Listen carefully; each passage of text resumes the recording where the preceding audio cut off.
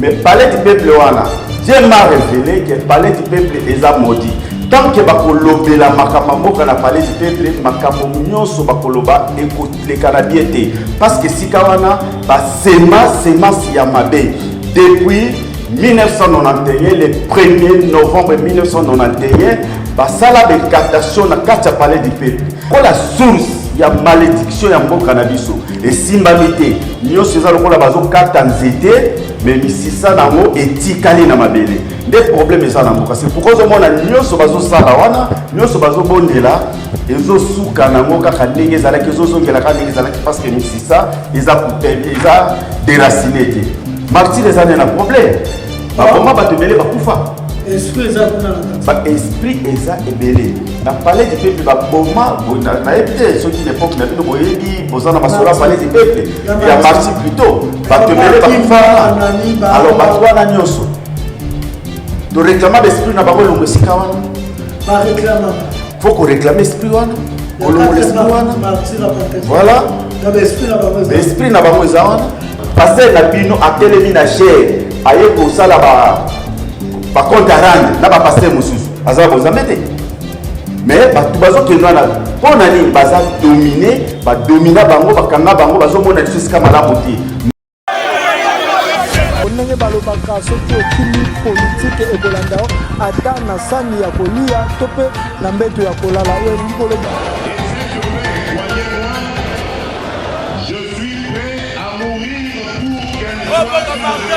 Tolingi Zahir Liboke Moko, Lisanga Moko. Confiance, le docteur, il était mon secrétaire attaché au d'un grand plan.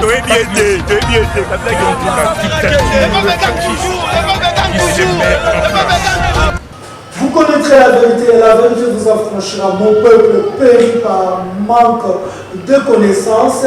Ndenge lisusu na monoko na biso baloba kozanga koyeba eza liwa ya ndambu nde boye na bandi émission na ngai na mayema komami na Biblia buku o mfumu kimbanga yebisaki bayindo botanga yango bokoka yango te pe lisusu ekokota na maloba ya bokoko na biso mingi na kati ya émission ya bobiso lelo tokolobela makambo matali Congo tina ya ba Christo na kati ya mboko Congo na ba mboko ya ba Christo éveillé en pasteur évangéliste plutôt éveillé papa Kelly Mosengo na yeto kobeta na mozindo makambo o matali Congo tina ya ba église des réveils to christianisme na makambo koleka na mboka lelo o. Est-ce que mission est accomplie to mission est accomplie? Bofongola matoi ba ye ya bofongola misu azana matoi ya koyoka yoka motema ko simba asimba pe oyo azana makasi ya kondima pe a changer andima tokotisa o azali papa Kelly to pesa mbote évangéliste mbote mulinga minde kona ngai journaliste Trésor King na émission malamu oyo osepeli ko ya malamu kolona lelo potolobela makambo etali église api makambo etali mboka Congo zambe vraiment azala na yo na sepeli makasi ko yoka yo koloba ndenge fungole émission que vous connaissez la vérité et la vérité vous affranchira. Au peuple péri faute de connaissance. Voilà, il y a moto omeka omanyola moke na mokolo na lelo oyo tobelemi po yo koloba lisusu makambo etali église de réveil. Église de réveil eza bambonda te, eza bazembo te, eza kobina te. Église de réveil c'est l'éveil de l'esprit. Le Seigneur alamuka na molimo. Voilà makambo oyo na tokomeka kosolo na mokolo na lelo. Merci. Simbi mama la yekamboza loko simbi na mosisa motema. Nani asimbi na mosisa motema na ngai? Papa ki lobi église de réveil ezali réveil l'esprit. Lelo bakoyebisaka biso eza neloko mote tokoluka ngo na mosuni soki na tozwa ngo na molimo te. D'abord le royaume des cieux et nyonso ya mokili kopesa mbela yo. Na kati ya royaume des cieux éveil l'esprit pesali. L'église est comme ebele. Bandimi ba comme ebele. Donc il dit que ba esprit éveillé est comme ebele. Mais pour nini Congo ezaka que éveillé tes endormi. Voilà, merci pour na motuna o ezamala. mission principale ya église ezali ko présenter bato komema bango la bango na mokili komema bango epa na Nzambe oyo akela biso. Alors lelo soki bolamuki eza na ba église te pour le moment parce que ba orientation eza malamu te. Bato baza ko orienter bato te mais baza ko désorienter bato. Or mission liboso ko lakisa bato ke toluka bokonzi ya Nzambe toluka royaume des cieux ya liboso ya mwana. Le reste des choses eza makambo ezo ya sima. Contrairement lelo na église bazo présenter bato sous royaume des cieux te bazo présenter bato matériel bazo présenter bato ba danse bazo présenter plus loin ba pasteur bazui adoration ya divine bazui bisika Nzambe. Et si ka vision ya église et bungi, c'est pourquoi bato bazali sous na éveil de l'esprit. Voilà. On a fait quoi? Tozoki kaka na boluka liboso ko konti ya likolo. Boko mona te yango silisi pe ba congolais patriotisme. Congolais ko kalisu ko linga mboka leso te so tunya lobite wana za makambo mokili na luka liboso ko konti ya likolo. E ko bana na ndeni ko konti ya likolo na bolingo ya mboka. Bolingo ya mboka parce que ye moko Nzambe na makomi na lobi to luka bolamu ya mboka o epesa biso.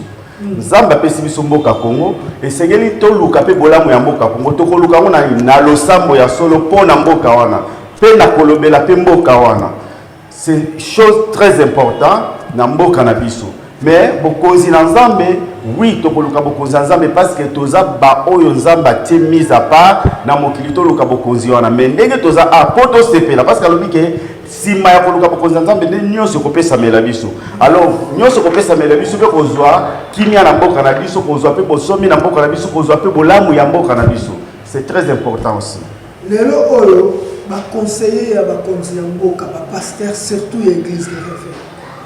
Bafanda na martyr bakamba mboka na maboko ya Nzambe batu kozonga lisusu akala mingi te ana joint awa bakambi lisusu mboka na maboko ya Nzambe le royaume des cieux wana le sambo wana ya solo etoka na martyr mais mboka o batu bakolila. Merci beaucoup parce que nazalaki moko parmi na bango te organisation na bango pe na yebi yango te.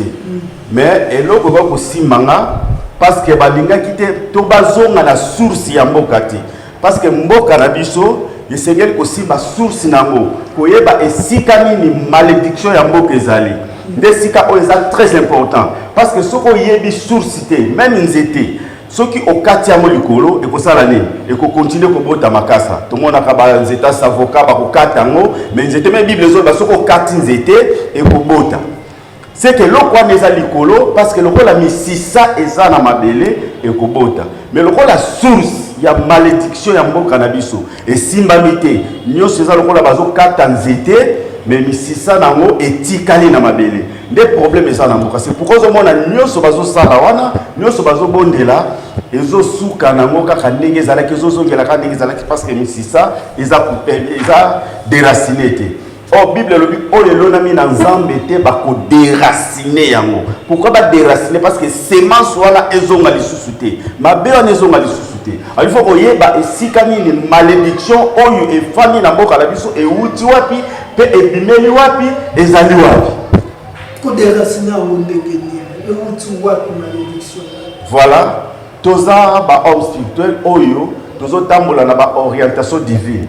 O Nzamba zoloba Nzamba lobaka na oyo alingi kolobela pe na mutu oyo azotambola ndenge Nzamba zolingela.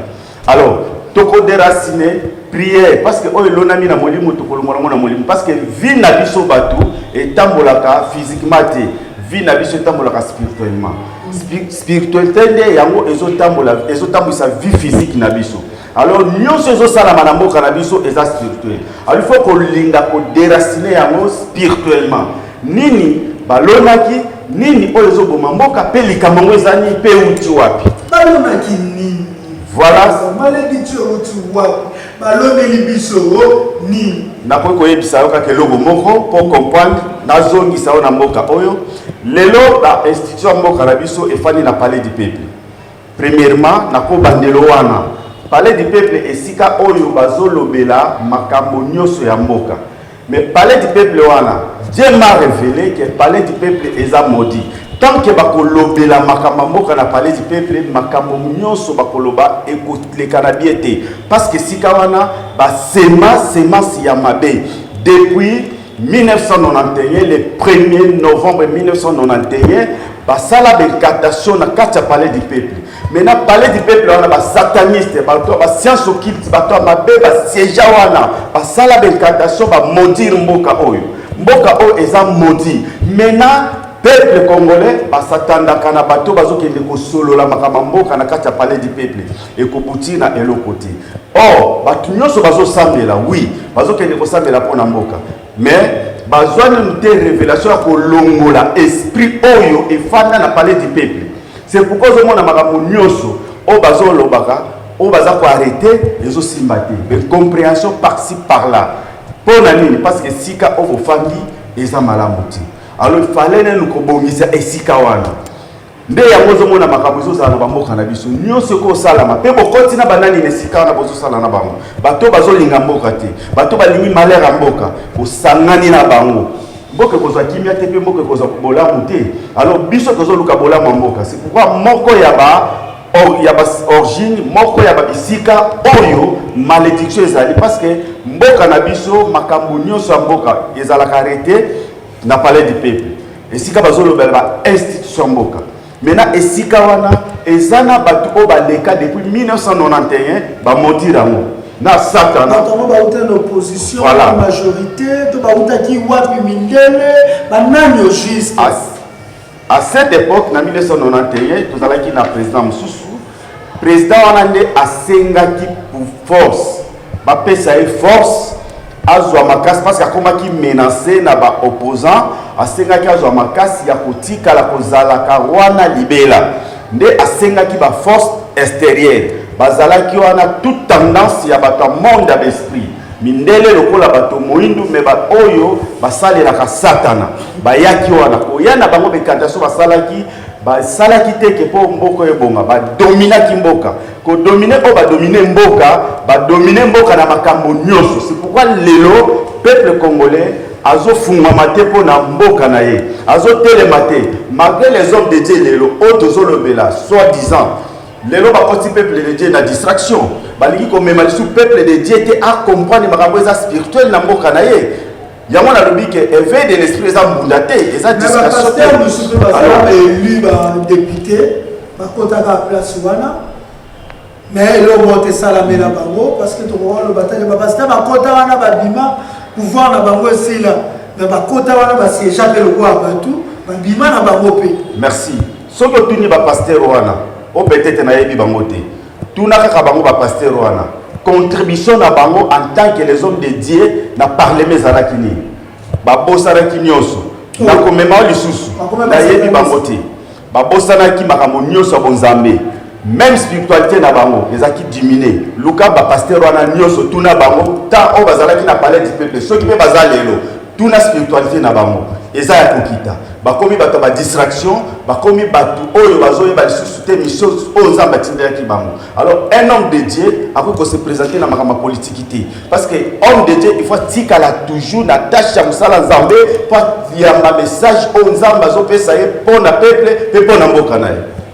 Eza le roi Samuel akomo envier Saoul akomo roi tebite obeta liswani eza lokola pe kwa musuko mwe nani Nathan aomi kwa envier David akomo roi papa molimo oefata wana euta ya mai euta na mabele euta na moto te euta na mopepe parce que soki tobito bengana yango to bengana ngo ndenge ni du peuple bo bisika ze beleti apoto bisika musuto bandana ko eza wana okoye batakomba molimo yango te wana ti mamona ngazala makaso yoka o goutonnerie o bezambu bon ba esprit eza na kati eza ba esprit ebele o ezali nakoye biso moko peut-être soki na bina fongola ngo batu mingi bakozala ba tricher mais nakoye biso kaka moko esprit moko voilà nakoye biso esprit moko oyo tournaka na kati ya palais du peuple même lelo ezalaka oyo tosengaka penza to détruire yango eza esprit ya ibu. Eza na ibu moko atambolaka na palais du peuple. C'est pourquoi na yebisaka na bandeko mosusu na yebisi bango na bi même omoni époque ya Kabila oyo azali président honoraire bamakambo mosusu esimbaki te ezalaki nango foti na ye ti bamakambo mingi ezali na palais du peuple. Palais du peuple lokola badécouvrir makambo te peut-être ne makambo basataniste mosusu bazocomprendre ke te moto adécouvrir nzambe arévele moto oyo makambo bitosalaka. Parce qu'il y a d'autres satanistes qui ont vie, qui mais makambo basala ki ezana ibu wana mission na ezalini soki mukolo akotambola sikile palais du peuple plénière kozana na journée wana ekosimba te makambo nyonso boko arrêter ekosimba te puis boko suka na bitumba boko suka na discussion ko kota ben compréhension ko kota. C'est pourquoi je me ça lever séance c'est ça la lever bon aussi solution à camoté parce que il faut na sala qui mission na ye déjà yakobe bisaka tango bokoya bokozala na esprit ya kolukate mboko eboma. C'est pourquoi je me ezana batu ba continue à parler du peuple na mission na vision ya kobongisa mboka mais tango kokoma wana esprit wala tango kolata ye kokota kati na ye abosani même makamso olobana kati. Et là, tu as un député, tout ce que le député qui est nécessaire à la parce que l'élo, bazo compte bazo siège wana. Baza na siège, tant que bakoti, baza ba député, bango batu bazo ko arrêter, ba loi, ba nini tout ça pour na mboka. Alors à ce moment-là, bango o bakoti na kati ya palais du peuple, ne baza na problème. Maintenant, ezala batu musu babimi. D'ailleurs, quand on a posé ma question, on a l'émission, on a posé ma question, on a pouvoir habiter parce que vous habitez ma camouline et salameraki. Azaki la maille, ma camouille a dit que a monté à Monaki. C'est que l'esprit est l'attaqué et bungissé ma camouille. Tant que mutazo tambola na spiritualité et l'attire na ndenge ya mabe. Ma camouille sala oye bango lisuti. Akoyeba makambo osala ayebi makambo osala to ayebi ya moti parce qu'il y a un esprit voilà parce que ça l'esprit oyo bandi ko animer eza lisuyete siko tamba ko bima zongi conscience na ye zongi mayele na ye zongi mais nazala ke sikana makambo na lobaka otena profiter na lobango tango na bimi c'est trop tard parce que tamba na lobaka ngote nyonso na po nini parce que nanto détruit to déraciné par esprit wala tezo kangamboka. Pour aucun de notre déraciné de l'esprit tezo kangamboka. Na tuna kio Congo pour se comboter et comment nous devons faire. D'abord avant tout comment nous devons faire autant que biso bilo mususu esprit wana to bi esprit no sotango yaka asenga sacrifice. Ba sacrifice esprit na zo ka onde ni to sikana.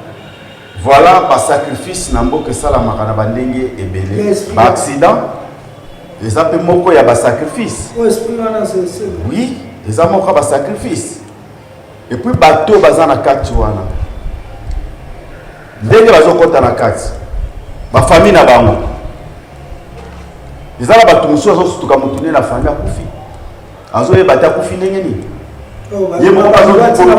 azotuna bato mituna mais mwana akufi ndenge nini ndeko akufi ndenge nini akufi parce que il y a des esprits où ils ont réclamé toujours et demeurer na mboka les a toujours la carte malédiction mboka na biso eza mboka eza na bénédiction makasi c'est pourquoi tango force wana eyaki bamoni ke mboka oyo eza mboka oyo eza na bénédiction makasi to luka to sala nini to modiri yango bénédiction na bango bamona ngote esengo na bango bamona ngote yango moni ba promesse nyonso na koza biso ba promesse nyonso ya malamu esalamaka te pourquoi parce que ça l'esprit oyo azolongola yango alors esprit wana yango nde sengeli to détruire encore prière selon ba orientation yango comme pasteur de bazaki na stade de martyr ba ko sa lisusu prière na palais du peuple. Non, les pasteurs là, les pasteurs nous sont na bazotambola peut-être bazotambola non pour la vision ya côté le bisamboko et tout maman. Parce que ce qui va tambola pour na côté le bisamboko ne telemaki. Na bi ke bazo sa la prière ya nzete bakati. Si ma kokata nzete baboti makasa lisusu nzete botani. Mais ko déraciner bazo salelo ko wana te parce que ba koti na source te basuki nango likolo to bondela zamba ko sala mais zamba ngo salite parce que il y a ça ne va pas oyo nenu bango ba monite ba éviter alors les pasteurs là tant zamba pesinga vision il y a tant de pasteurs au baba nzambe na mboka oyo mais zamba sala ka ngolo na mutu ali ko sala ngolo alors ba pasteur anyoso peut-être nzamba révéler ba mongo te bazala makambo sa révéler bango pe na mboka oyo sala maba o bazaya nzambe mais lokola mingi ya ba pasteur baba diko kende na ba distraction c'est pourquoi zo ka lelo pour faire expliquer yo bien c'est pourquoi lelo zo mona ba pasteur bazo distraire ba na nzambe to komi ko landa ka pasteur alobaki o kingana alobaki pona nga kingana kena olinga mwasi nga pasteur tela dimaki na mwasi et comme ba distraction eza makambo ba pasteur ba ko lobate eza temps oyo même eli alobaki amalobini abina tikali ngamoko oyo nazo tambola na nzambe alors nako sangisa batu nyonso te nako mele batu nyonso te nako zo bato nzambe apesinga na ba orientation na nga to bondela pona batu mboka wana to koza mutu moko tout comme to koza batu mibale parce que eli tama kilitsaki moto azaki na batu belete donc ça pour ça grand nombre était non nombre le belo côté pas nzambe est-ce que tu as déjà osé que des places en obino ça bon on doit voir des souka ba kondiwa bengisa bino kwa so ba komi kama bengisa ba kondiwa komi bongo nyonso na mboka oyo parce que quand kende sika moko te na pensée na yo na vision na yo il faut kende na ba bisika msoko kota na yo c'est facile nzamba orienter nga par exemple nzamba orienter nga la prier na venir na koya na bondeli esili na kei mais na milieu neti palais du peuple individu neti na mutaye banati na ye na bibo na ina bondela pona palais du peuple qui va m'autoriser personne. Pourquoi? Bayebite makambo nini oyeli bakolinga ngote bakondima ngote alors ceux qui tozo lancer makambo peut-être bandeko na onzamba osimba ceux qui va comprendre yango nde baluki biso toke ko déclarer maloba et lui moyennant quelque chose moi ça baluki comme ma pesa à $5 000 pour le transport non et pandi mabwe bungiselo wanza onzambe ezambo moti Bonzambe ezambo moti soki tokei poto sala musala oyo nzambe apesi biso to sala nde tokokende tokosala mo selo ba orientation pe o nzambe apesi biso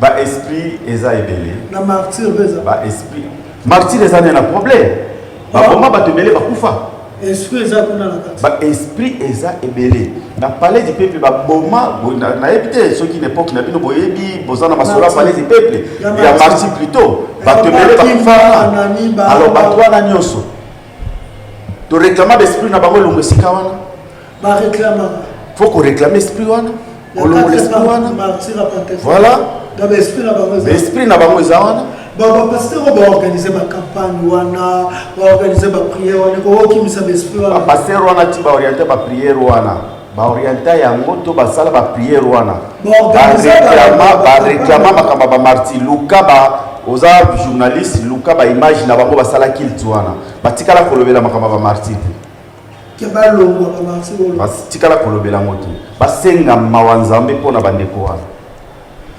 babeni négociation milimo ane longwe na martyr te que biso to salela stade de martyr mais toza toujours on dit beauté à eloko beauté à eloko et l'activité que bonzambe za na kati non spiritualité eza makambo yo e mona na kana bato bazolobela molimo mais na bato bazolobela molimo te bakomona kaka beauté bakomona kaka même makambo eza na kati oyo ezo sala ke mboka oyo tapola toujours na colère échanger et là vous avez kuna tuyebaka po biso tu tukenda échanger fiki ni lo beza kuna merci na lobeli nenu parler du peuple sima ya kolobela parler du peuple tokokoba tokolobela makambo mosusu le karamboka oyo bon alors merci tokolobela ba bisika mosusu na sima pona yo okolinga christianisme oyo za na kati asala nini pona asikola ko to amema makambo ndenge christianisme il faut nga na droit chemin na mission oyo Christ mission o Christ ayelaki biso na mboka oyo nde soki tozongi na yango nde mboka oyo ekokangola mape mboka oyo kosikola. Alors lelo peut-être na bandeko oyo babimaki lokola ba visionnaire lokola ba grand pasteur batikali na distraction totale. Bazali lisusu na bonzambe te kati na bango. Alors biso oto telemi na kopesa exemple moko peut-être parce que mingi bazolobela biso toza ba grand pasteur biso ba classe à likolo. Mais na kopesa exemple ya Job. Tango zo solo na ba camarade na yeba loba malamu te mais jeune moko atelema kabite ngana ngina loba na pensa ki bokoloba na sagesse na pensa que molimo nzambe osala kati na bino mesaliti. Alors biso to lukito zo souci ya mboka to lata souci parce que tozo ta la jeunesse na biso tozo ta la ndenge bandeko bazo souffrir na mboka ndenge bazo kufa tout ça. Pourquoi ça? Lelo oyo Congolais a colonisé spirituellement. Et ça passe. Pourquoi? Oui. Merci. Coloniser spirituel comment? Parce que les gens Zambé, oh le bassin dans Zambé, baza pour se présenter par mode distraction. D'ailleurs, Bissau, mais quand on a parlé du peuple, surtout Zongi, même les églises. Bazana 4 parce que diable bassin qui nous premièrement force les sous, il y a qu'au changer évangile à Christ. Il y a qu'au changer vie de prière. Par contre, ça va être la distraction. Par contre, ça va envoyer dans l'église pour pas détruire le christianisme. Par contre, ça distraction du christianisme. Maintenant, l'élo. Et là, quand tu as une distraction, tu as une église, quand on va voyager, on va tout ça, ma prophétie. Ma prophétie, oyo, exactité.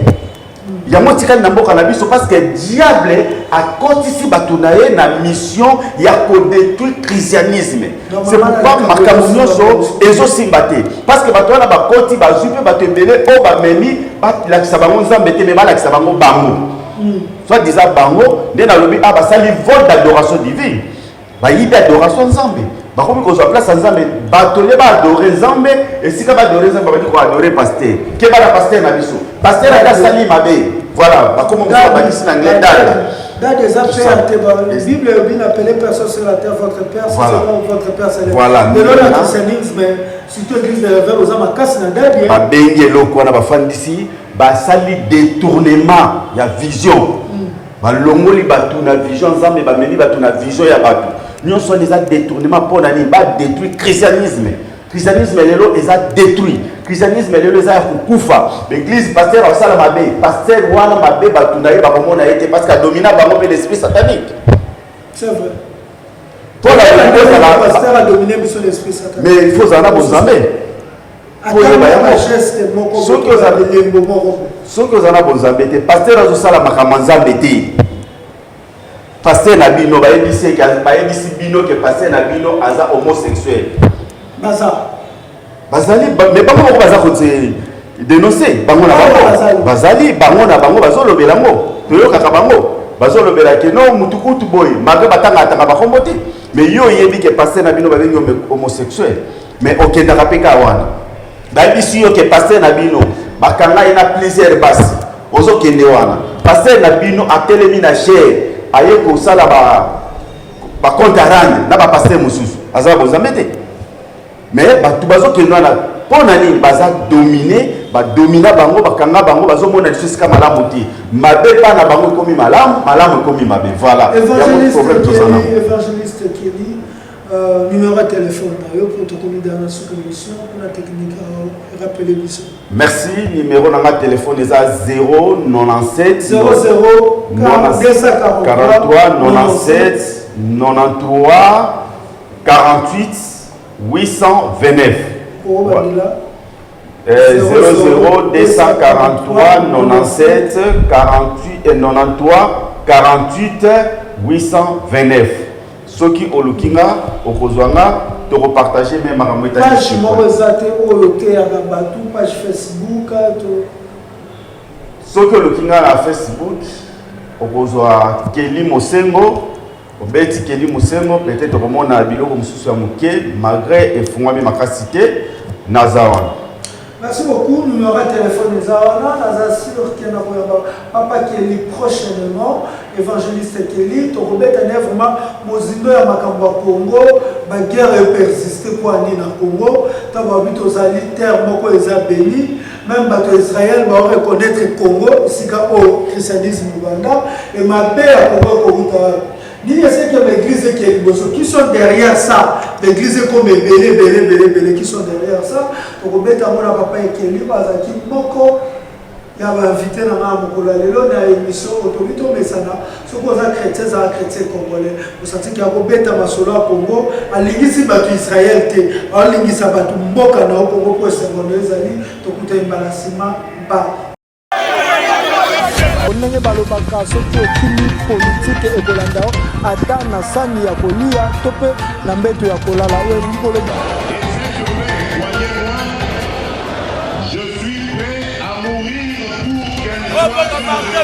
tolingi Zaïre liboke moko lisanga moko. Confiance Mobutu, il était mon secrétaire attaché d'un grand plan.